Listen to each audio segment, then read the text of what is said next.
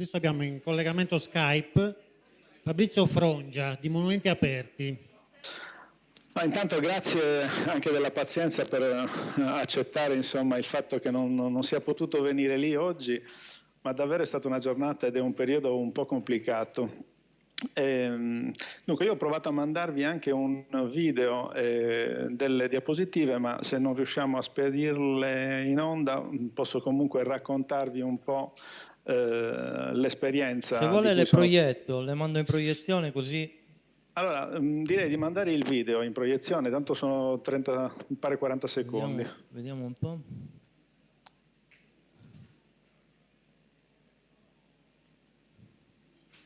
Ok, sta aprendo. Perfetto.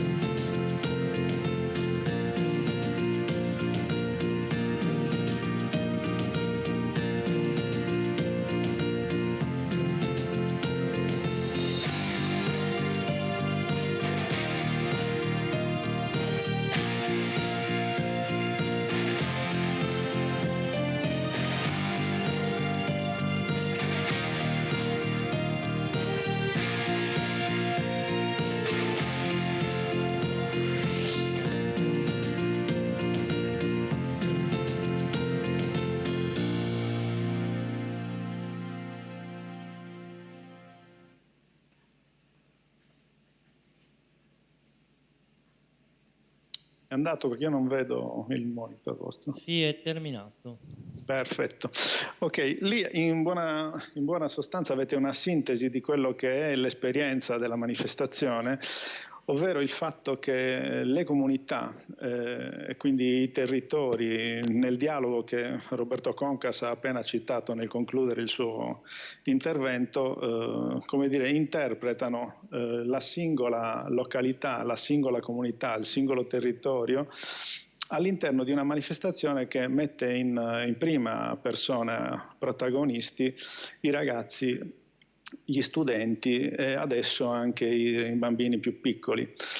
All'inizio, quando abbiamo cominciato, la manifestazione si basava sul coinvolgimento, un po' come viene fatto con il FAI, dei ragazzi delle scuole superiori, e poi via via ci si è estesi, diciamo così, allargando a macchia d'olio la partecipazione della comunità sino all'università. Questo esperimento, che nasceva come progetto culturale, si è evoluto in maniera talmente sistematica e progressiva da diventare un vero e proprio modello di sviluppo territoriale, o almeno questo chiaramente ci piace pensare. Ma lo abbiamo potuto calare in località davvero piccolissime, in comuni di 600 abitanti, sino a città molto grandi. Oltre Cagliari abbiamo sperimentato per 3 anni in Piemonte questa esperienza e l'anno scorso abbiamo per la prima volta aperto la città di Ferrara all'interno di questo progetto. Diciamo che Monumenti Aperti oggi sono dai 6 agli 8 fine settimana dedicati alla valorizzazione dell'eredità culturale delle comunità e sono praticamente dei momenti di vera e propria festa. In quest'anno, in questo 22esimo anno di realizzazione della manifestazione, sono circa 140 i comuni che almeno una volta hanno partecipato aderendo alla rete regionale prima e nazionale poi, e in questo momento stiamo praticamente concludendo il 5° fine settimana di manifestazione, proseguiremo poi sino al 2 di giugno per poi concludere, diciamo, l'evento del 2018 con la tappa di nuovo in Emilia-Romagna, sia a Ferrara che a Copparo. Quest'anno abbiamo aperto, tra l'altro in Puglia, in una delle città candidate per il premio, diciamo così, nazionale della cultura, Bitonto. E anche questa è stata un'esperienza molto interessante, perché siamo riusciti in qualche misura a provare a spiegare in termini molto semplici, attraverso un progetto sia didattico che di valorizzazione del territorio, la manifestazione nella sua essenza in località molto diverse tra loro. I 6 fine settimana sono animati quest'anno da circa 18.000 volontari e nel corso di questi 20 anni sono più di 80.000 le persone, per lo più studenti, che hanno fatto in modo che la manifestazione potesse prendere corpo. Sono più di 1.000 ormai i beni che abbiamo censito e aperto al pubblico almeno un fine settimana, e negli ultimi 5 anni sono più di 800 ogni singolo anno. In questa edizione abbiamo superato le 300.000 firme registrate nei registri che si trovano in ogni sito, e sono più di 4 milioni a questo punto le persone che almeno una volta hanno visitato uno dei siti proposti al pubblico. Monumenti Aperti inoltre è anche un vero esempio di governance multilivello, perché sono più di 40 le istituzioni e gli enti della pubblica amministrazione e del sistema degli enti locali che fanno parte di un comitato scientifico promotore che in qualche misura detta le linee generali della manifestazione di anno in anno, che poi vengono declinate in ogni singola comunità, in ogni singolo territorio. Monumenti Aperti ha un proprio bilancio sociale annuale, quindi cerchiamo di rendere conto sia agli sponsor che ai privati che alle pubbliche amministrazioni che sostengono la manifestazione quali sono i risultati che si ottengono sia in termini culturali che in termini di co-creazione di valore, perché poi diciamo che il vero motivo per cui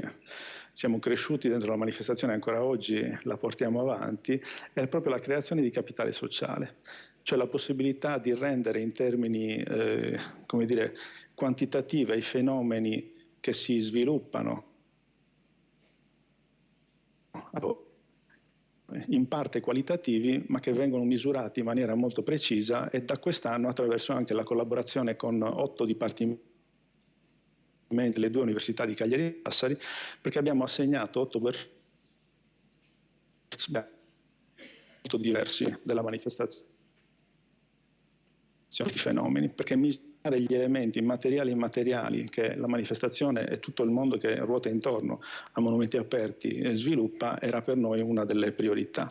L'impatto sociale, quindi l'impatto culturale e l'impatto anche sulla cultura immateriale che la manifestazione sviluppa, è uno dei fronti su cui stiamo lavorando in questo periodo, anche grazie a 2 progetti comunitari che ci vedono partecipi con territori di paesi europei, anche qui molto differenti tra loro, per cercare di capire come poter definire misurare o comunque assegnare delle competenze, come riconoscere queste competenze, queste nuove abilità attraverso una validazione del progetto educativo e del progetto culturale didattico. Da questo punto di vista il fronte nuovo su cui stiamo cercando di intervenire è quello proprio di superare, diciamo così, il mero attestato, il mero riconoscimento dei crediti, o comunque la possibilità che il singolo studente, a prescindere dal livello didattico, possa avere riconosciuto per la partecipazione alla manifestazione, ma stiamo cercando di entrare dentro un meccanismo che è quello dei badge, cioè la possibilità di assegnare non solo allo studente, ma anche alla scuola, alla classe, all'ente locale, alla comunità che aderisce all'iniziativa e negli anni vede crescere sia la partecipazione del pubblico, dei turisti, ma anche la quantità di tessuto sociale che via via viene ad interagire con il progetto nella sua interezza, dare una sorta di riconoscimento in termini di badge aggiuntivi, con lo stesso meccanismo che viene utilizzato per esempio da TripAdvisor per accrescere la qualità e il riconoscimento di una struttura rispetto a quello che offre. E in tutto questo la novità tra le tante è stata quella di avere per la prima volta la possibilità di partecipare al premio gestito per conto della Commissione europea di Europa Nostra, che ci è stato riconosciuto proprio il 15 di maggio, e il 22 di giugno andremo a riceverlo dalle stesse mani del presidente di Europa Nostra a Berlino. Questo proprio a coronamento di un meccanismo che nel tempo si è evoluto in maniera così precisa e così, dal nostro punto di vista, soddisfacente, che il coronamento europeo di questa esperienza fa sì che appunto si possa, dal nostro punto di vista, ma anche per tutte le istituzioni che in regione e nelle 3 regioni che adesso aderiscono alla manifestazione, abbia potuto veramente avere il massimo del plauso, del riconoscimento. Mi dispiace non aver potuto presentarvi anche altre immagini alle slide che avevo preparato, ma insomma spero di essere stato sinteticamente chiaro per voi che eravate lì ad ascoltare.